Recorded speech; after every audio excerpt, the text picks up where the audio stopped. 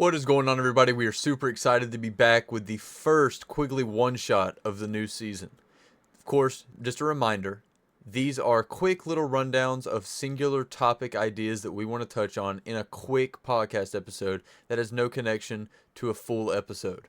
This is just a quick rundown of our thoughts as we just got done with the College Halo qualifiers looking into the new season, giving our takes on the placements as we look to Division 1 and Division 2.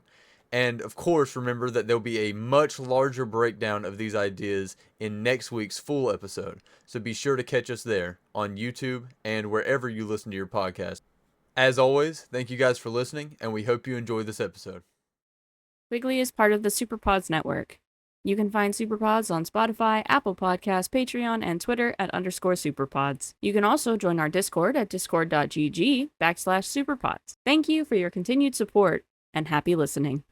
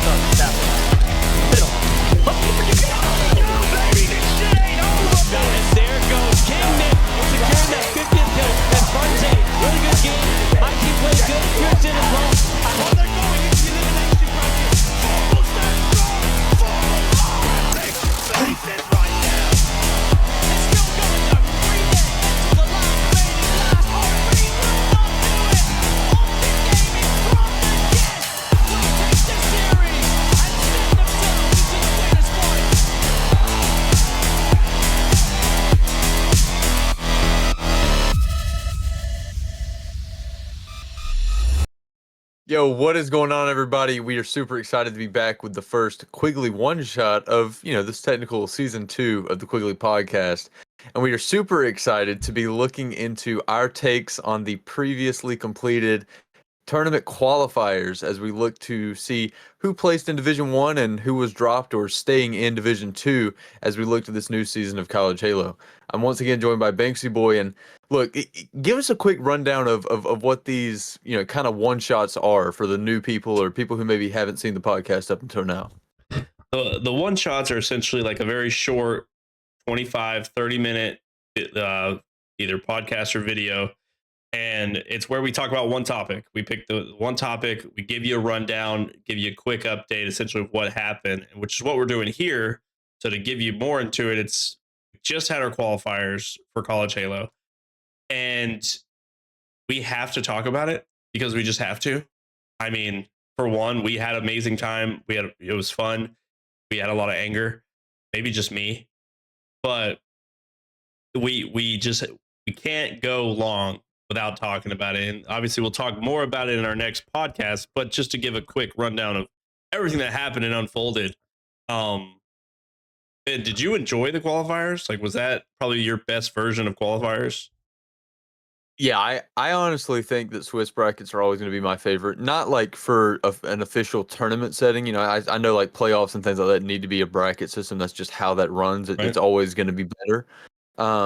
But I think in the previous seasons where we've played in either qualifiers or relegation type series, it's always been a bracket. I know at one point there was a conversation where one season we almost played a Swiss and then it got changed to a bracket last minute. Right. Which is fine. Like I'm not a hater of brackets or anything, but I've always loved Swiss because you get to play more Halo at the end of the day. So I mean, to me, that was like the ultimate, point for me. I 100% agree. I do wish it was a best of 5 to let everybody know out there who did get to watch. It was a Swiss bracket, best of 3. And to give you kind of details on a Swiss bracket, it's essentially play round after round. In this situation, we only played 4 rounds for this qualifiers, but you pretty much you play your seeding, right? If you're 1-0 going into round 2, you're going to play someone who's 1-0.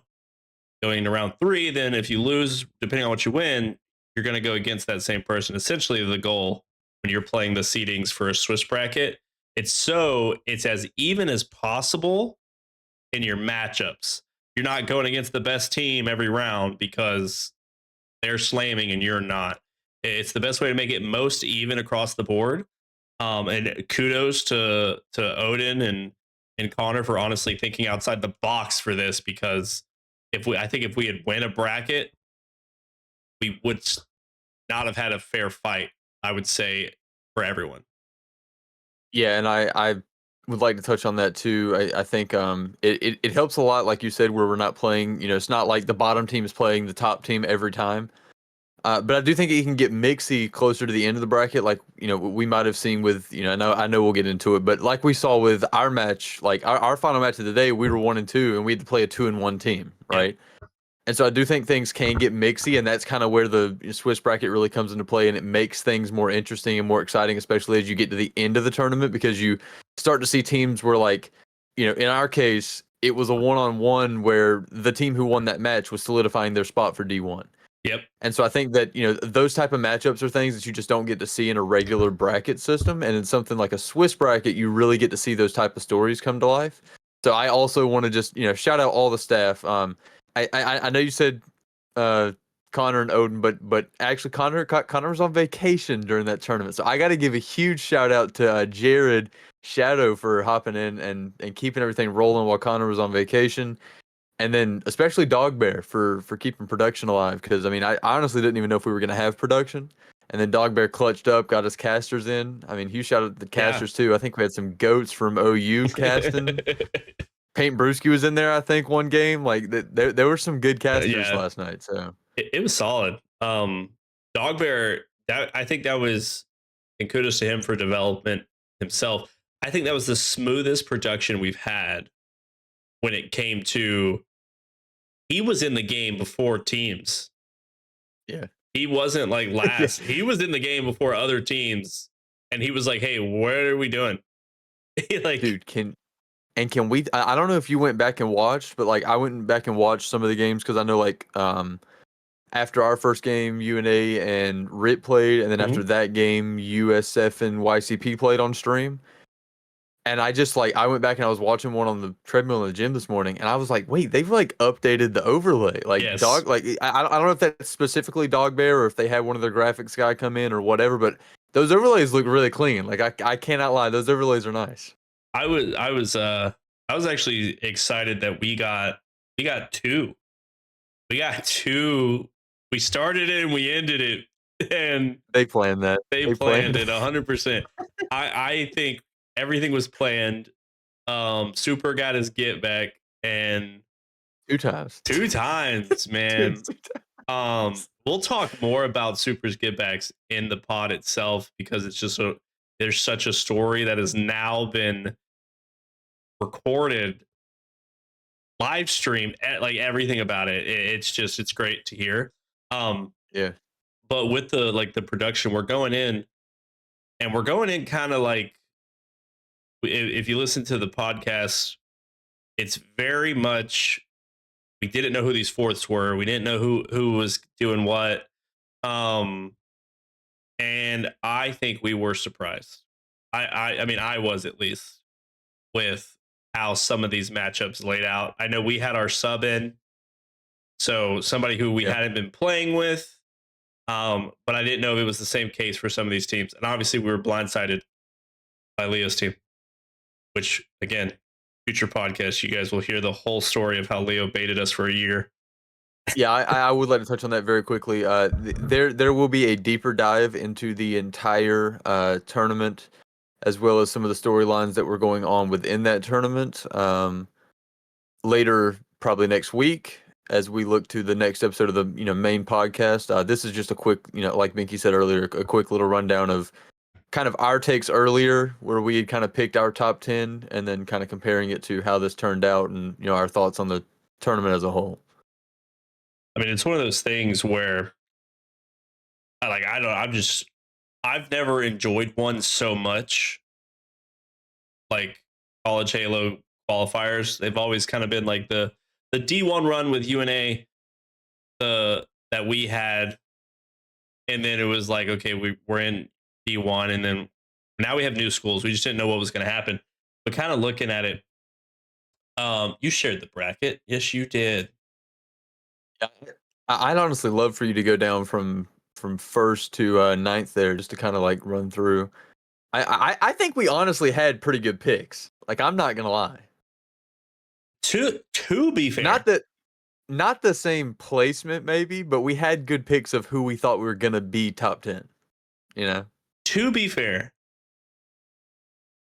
I was shocked. I was very shocked.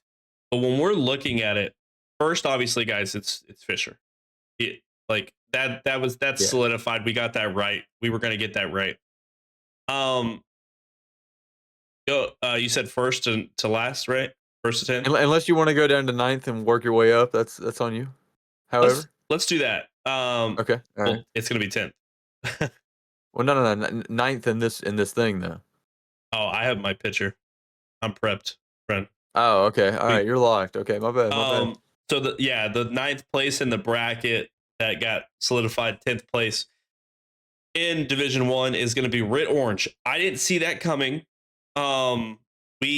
That was not in our top 10 because to be fair, we didn't know where severity landed, you know, and there it is. SNU got there at number 9th. They got 8th in the bracket. Again, SNU was one of the teams we had talked about that was either like a cusp team or would have made it. Didn't you had us? To be fair, we had a rough day, but you had us who solidified the 7th spot. Then this is, and now I'm gonna preface this for everybody in the future. After us at 6th is USU. They FF2 matches. They knew they had it. All right. That is what it is. Yeah, I don't think that's a real spotting for them. I don't want anybody in the future to think that, but it's recorded. So why are you looking at me? No, like that? keep going, because I'm gonna come back to these picks. Just keep going. Okay. Yeah, finish it out, and then I'll come back to it. But we did have so far we're 2 for 2. We missed 2. Just not in the right spot. But we got 2 of the people. YCP, they were in our top 10. And thank you. I am so happy for Naz. I know we were like Naz had us throwing some shade at him because we had him in 7th. Or sorry, 8th. We had him in 8th. You're right. We had him in 8th and he solidified 6th. So kudos to Naz. He proved us wrong. And they did very well. They Naz, good job with your team. Then if you go into 5th, we have UNA. We had UNA at 4th. So nothing crazy there. UNA did really well. USF solidified 4th, which was insane. We had USF point stiff. Yeah, the way Swiss brackets work with points, it kind of it pushed them up. We had USF at 6th. UVU. So there's 2 UVU teams, by the way. You'll hear us say when I bring up Division 2. UVU, the main team is UVU Black. They solidified 3rd, which we had them at 3rd. Just saying. And then out of left field, don't know how they pulled this out. Probably because USU didn't play. Oh. I did. You have UOU who solidified 1st in the qualifiers and got their 2nd place seating in Division 1 as of right now. So UOU was a conversation we had. Did not see that coming. Honestly, 2nd place is a little wild. I do think a little things were kind of backwards. We did have UIUC in D1. We were going to talk about that on the pod, though. I want everybody to preface that and be ready. We were going to talk about that situation on the pod. Very unlucky there. Ready for that podcast. So we got 3 wrong, which is 3 out of 10 is a passing score. I mean, missing 3 out of 10 is a passing score. But like we did not see UOU, SNU, or Red Orange making it in. UOU SNU did make it in. Yeah, we did. We did not see them making it in. Okay. UOU and SNU, we obviously had talked about potentials there, and they proved us that they are here. Now let's see what they do this season. Our original picks were UIUC. We had talked about USM. Let everybody know USM is not playing. They're not playing. So, which we did talk about on the pod, if you heard. So, RIP, yes. And then we had Shout, UCF as well. shout So out Solaire though. yeah, dude, Slayer, he came in at the end of the He's broadcasting too after work. oh, did he? Yeah, he said what he was like. You didn't see him in the score reports. He's like mid layer 3-0. Oh, I was gonna give him a shout out. He's tearing it up for USM playing Marvel Rivals now. What? Yeah, Oh, he's on their yeah. he needs to take out our I school. think they're pretty good too. Apparently, I'm gonna be watching that. I might watch that too. Yeah, we might have to watch that live. Yeah, we got to give Solaire some love. But I mean, our Division One picks were pretty good. Looked a little bleak there playing, but it was very much. I think our Division One picks were good. I think the teams that are in here are good. I really didn't expect UOU to get second there. You can give your. I love to run back through those really quickly. I'm going to give my take on each one, and then I'll let you kind of touch on it if you have a comment to my take. Starting with Red Orange, I think that was a pick that we didn't have because we didn't necessarily see them with the roster that they had. Yes.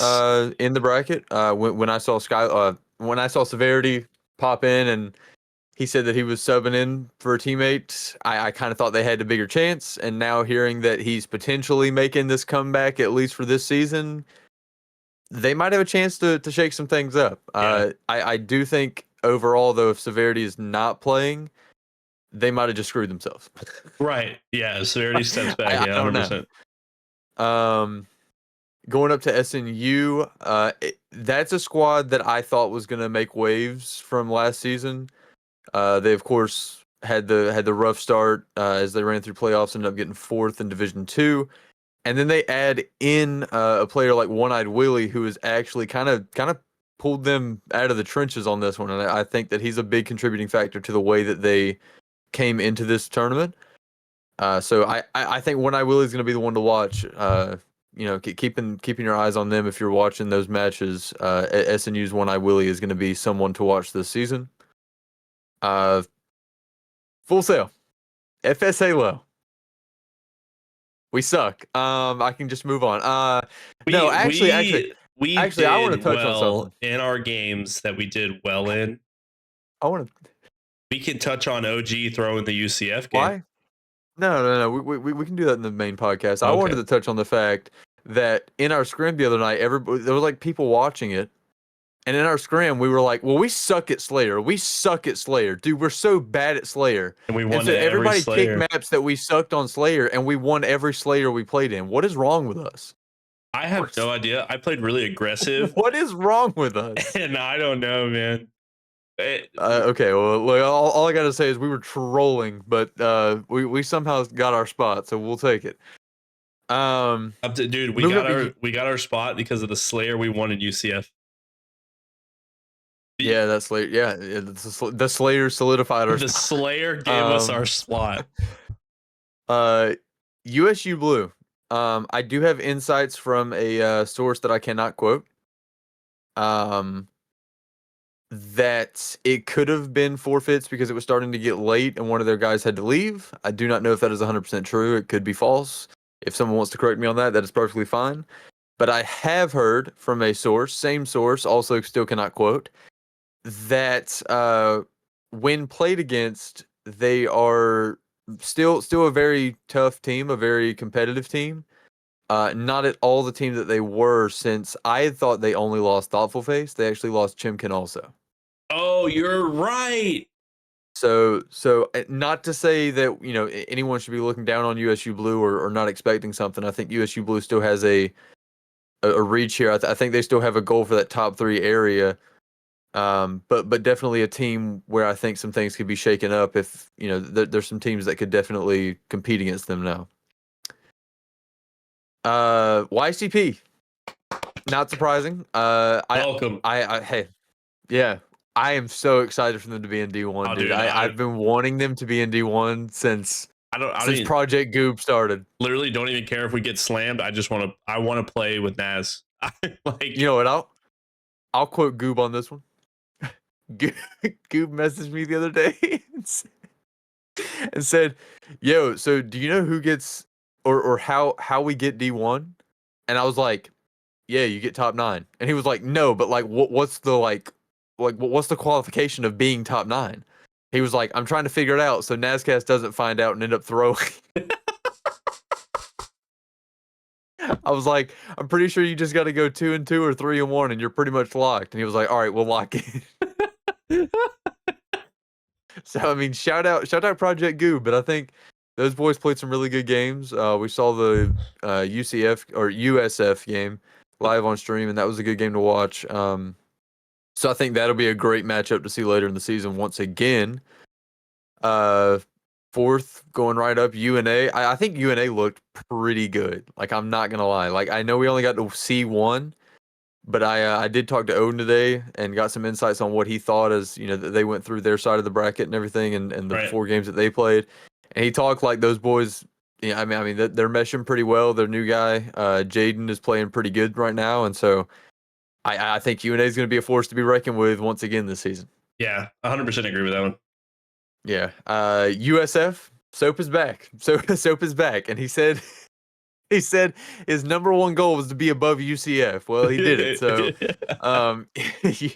and they played really well. Like, I can't lie. Like, and not to say that I didn't expect them to play really well, but Right. I wasn't even seeing any crazy, you know, sticky nades or anything. I think they just played a fundamentally well Halo game, and so it just.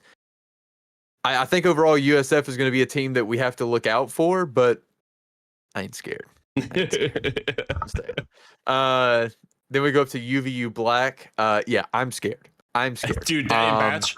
Oh my I'm scared. God. I'm scared. Disclaimer: if we get the map pick system in regular season, if there's a way that we can get a veto system, Odin, it would be very nice because we are vetoing Forbidden Flag every time we play UVU. Get that map out of here. We just needed to stop moving, honestly. I told Odin today, I said, if Dilly Donut had a snipe that entire series, he would have had 100% accuracy because bro did not miss. Like, bro did not miss the snipe. We were getting slammed. Yeah, that's why after our game, I sent a message. I was like, yo, chill, dog. Like I can't even get out of base. Dude, I messaged him when he told me forbidden. I was like, dude, that's so evil. Apparently he did it every series. Yeah, He I said think that. they did. He said, he was like, they let me pick forbidden, capture the flag every series, and we won it. Yeah. And I was like, oh, okay. Yeah. Note to self, if we get map 1, or if they get, you know, the first pick for map, just chalk map 1. Just chalk map 1 because it's gonna be forbidden. UOU in that first seeded spot, at least coming out of this bracket, of course, being second place overall behind Fisher here. If we look at the total seeding, I think UOU is going to be a really good team. I think we see a huge change come out of them. I did not know until the day of the bracket, looking at all the teams that were going to be playing. But, you know, last season, UOU was one of those teams kind of fighting it down in the pit, you know, fighting it out in the pit with us, kind of down in the bottom of Division One, trying to claw their way up into that, you know, spot to be able to make playoffs. They ended up getting that spot for playoffs, and, you know, then playoffs changing and everybody playing anyways, but they were able to get that spot for playoffs. And then now you're seeing this change come in where their new fourth is actually somebody who used to play for USU. And they look like a whole new team. Like, they look disgusting. There are a lot of people saying that this is like the dark horse team coming into this season. Do I think they're going to be able to take out our number 1 seed? I don't know. Only time will tell. But no. I think that'll be an interesting match to watch. I don't think they're going to take out the top one, you know, the first seed, but I think it'll be a fun game to watch. Well, be honest. Do they hold a candle to UNG? With the sub that doesn't touch the game, or with Hugh Dog? With Hugh Dog.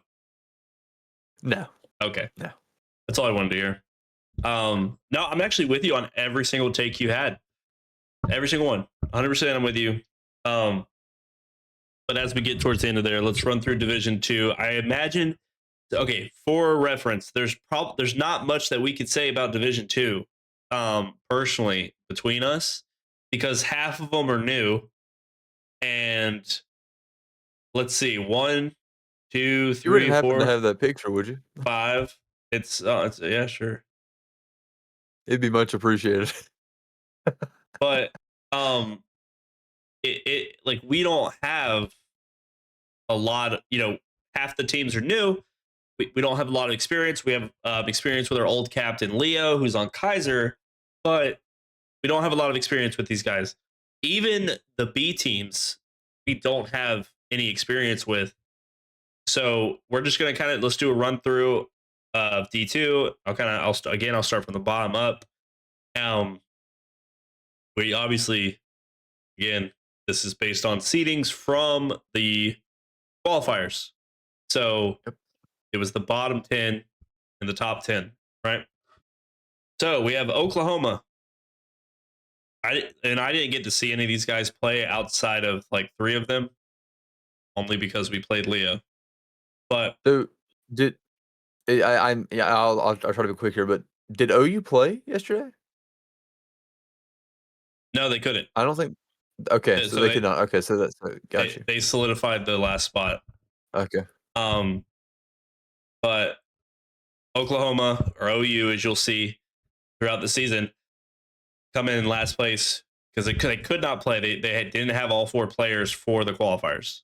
They did at the end of the qualifiers because they all joined the Discord. They were just late. It is what it is. We got a new school coming in at 9th, which is Baylor. They had a similar issue with their 4th, where I think they could really only play like 1 or 2. Weren't able to solidify all the matches. Then you have Rit White, which is Rit's B team. They come in at 7th. And then this is Ben's favorite team in D2. We have NC State coming in at 6th. Gotta love them. Or, wait, Gotta love them. or sorry, they're 7th. Rit is 8th. I had skipped a number. My bad. I didn't get to see them play. I know there was one forfeit from them, from my knowledge, because I think you told me about it. It was towards the end, and maybe got late for them. Maybe. Then coming in at 6th is Montana State. Again, new teams. This is our season to learn as a podcast and as your host here about these teams and what they can offer. So it is good seeing these new schools. So going to be a lot of Division 2 watching. Like, we're going to try to be as active as we can for these guys because it's new blood and it's so exciting to see just new schools. Coming in at 5th is Clemson. Didn't get to see a lot of Clemson, but who'd they take a map off? Was it UCF? Was it UCF? I told you Clemson be top 5. I told you. You had sent the thing. Let me pull it up real quick. Just saying. No, Clemson took a map off SNU. Whew. That's what it was, because that also ruined SNU standings coming into D1. Literally, we'll dive into that bracket more on. But Clemson, kudos to you. You took a map off of SNU. You guys did. You know what? I'll give it this. You guys did improve. I told you. They've been working on the offseason. You got to tip it. So, but that also, what does that mean for SNU? You know what I mean? So we'll talk more about that in the bigger pod. Coming in at 4th is Kaiser. That is our old captain Leo's team. We 2-0'd him. I just had to include that, huh? I just had to. I think Leo's a great leader. I hope he could do something with his team and solidify a top 3 spot in this division, if not first. Next, coming in 3rd was UVU Green. Again, these B teams we don't know much about, but this is now our opportunity to kind of dive into them this season because we were so locked on D1. Now we're going to give all the love we can. Coming in at 2nd is now our beef squad. UCF. Actually, I'm going to stay on the pod. I still love the guys. Okay. Yeah, we don't actually have beef with them. It's just for the banter. It's just for the banter. Yeah. It was a introduction for UCF to kind of be brought into College Halo that we just started beef. And we're like, yeah, screw those guys. But no. We had to start it with somebody. Yeah, we had to pick somebody, and they opened the door. So do we just have a thing with beefing with D2 teams? Yeah. Yeah, we do. We are the reason they are D2. Oh. All right, continue. But UCF, I'm really excited for their season. I think they're a good team. I just think they need a lot of development, personally. And then UIUC, coming in at first for D2. Not what we expected. Like we said, we thought they'd be in D1. We'll talk more onto why they're D2 coming into the big podcast. But I'm really excited for this D2 division. I think there's a lot here. My current idea or mental state with this is that UIUC just runs it. Sadly, um, they're a good team. They're a really good team, and you have to give Milkshake his flowers. I just think they right now they run it. I'll touch on every team again, just running through. I'll probably be a lot quicker this time because there's so many new teams that I'm not really going to have a lot of insight to give on. But I do think that Oklahoma being in 10th is a little bit of a it's a bummer for me because I think Oklahoma was one of those teams that I saw kind of making a higher seed. Maybe Right. maybe even if they were sticking in Division 2, at least a high seed in Division 2. I've played against these guys in eights multiple nights. I mean, they're in there all the time grinding. The Ganja Goat Priz, Tricolor, like those guys are in there every night. Right. You've got the coaches in there keeping these boys active and making sure that they're practicing as much as possible. So, I mean, I do think that 10th place spot is not really a hard stuck position for them. I think that they're gonna be making some upsets. When you're looking at seeding wise. Right. Moving up to Baylor, I have nothing to say. I really don't know many of any of the Baylor players except one who has come into eights a few nights. He seems to have pretty good skill, but one player can't carry the team to win a Division II champ. I really can't wait to see what the rest of his team can really kind of showcase here. Going into Rit White, we do know Rit White. We've seen Rit White. We've watched Rit White for many years now, many seasons now. Right. Moving forward, I think Rit White is going to have to really try to position themselves on the same level that Rit Orange is and try to be a higher tiered team. I think that they have a shot to be, contending for this Division II title if they can really start to step up their game and really start to put in the time. Going forward to NC State. Yeah, you're right. My favorite team in this division, not really my favorite team, but I mean, I'm from NC, so I got to cheer for the hometown, Right. I do think NC State kind of got hit with a pretty rough bracket. They were playing a lot of teams that have a lot more experience. I do think that it'll take time, but I do think that we see, there's potential for some improvement, and I am excited to see where this team goes. I'd probably say the same exact thing for Montana State. I don't really know anything about that team at the moment, but I am excited to see where this team goes. I think that, a lot of these matches are going to be really close and really competitive because we're seeing so many new teams like this with less, I would say cohesion because they are new teams. Right. Clemson, look, I love them boys. I want them boys to win this thing. Lock in Clemson. I know you boys been working. I believe in Clemson. We believe. No, but I do think Clemson has a shot to really kind of shake things up in this bracket or in this side of the division. Kaiser, of course, Leo's team. They are not at all a bad team.